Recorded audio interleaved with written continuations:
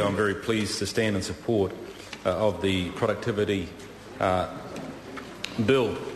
Mr. Speaker, I believe the intention of this bill is not only to lift productivity but to build institutional knowledge in our country regarding all the factors and elements which make us far more productive and far more wealthy as a country.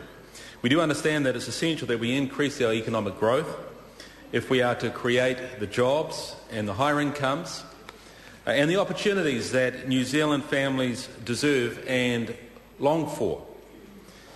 Mr. Speaker, as anyone knows, when it comes to balancing or even improving a budget, whether that's at home or in business or in an organisation or in a government, there are two ends of the pencil that need sharpening. How we earn, but also how we spend. How we earn is critical. The world continues to rapidly change around us. We must adapt or be subsumed by bigger economies who would utilise us as producers of raw resources while they add the value and earn the wealth that could and should be in our pockets instead.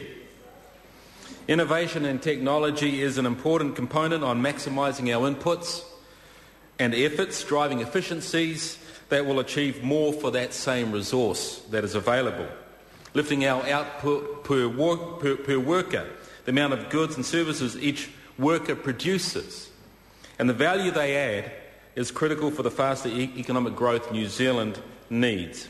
It's not just how we earn, it's also how we spend that is of equal importance as well. The public sector, as we know, makes up about a third of the economy.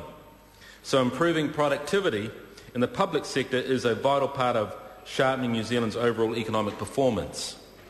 So the Productivity Commission that is to be set up by April next year will consider ways to boost New Zealand's economic performance across both the public and the private sectors. The Productivity Commission, which will have a wide-ranging brief, was part of the National and Act Confidence and Supply Agreement signed after the 2008 election. Mr. Speaker, when we measure ourselves against countries similar to us, it's not good enough just to measure the difference in hourly rates. If they pay more, we must understand why they pay more. Why are they able to afford that higher wage?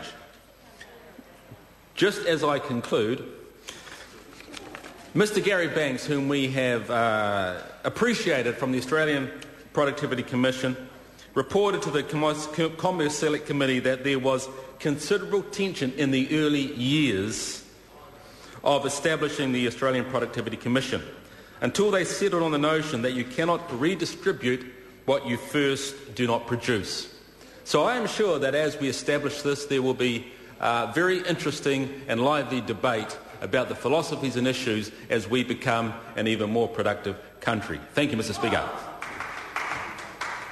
Members, this debate has concluded. The question is that the motion be agreed to. Those of that opinion will say aye. Aye. To the contrary, no.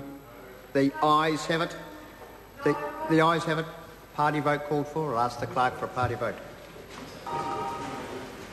New Zealand National. 58 votes in favour. New Zealand Labour. 41 votes in favour. Green Party. 9 votes opposed. ACT New Zealand. 5 in favour. Maori Party. 5 votes in favour.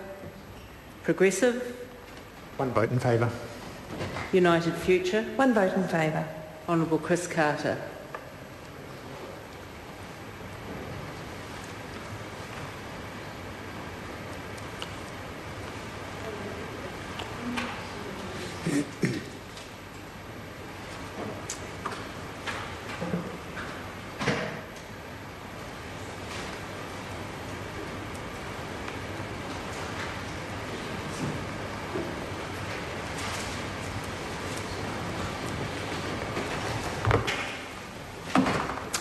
Members, the ayes are 111, the noes are 9. The motion is agreed to.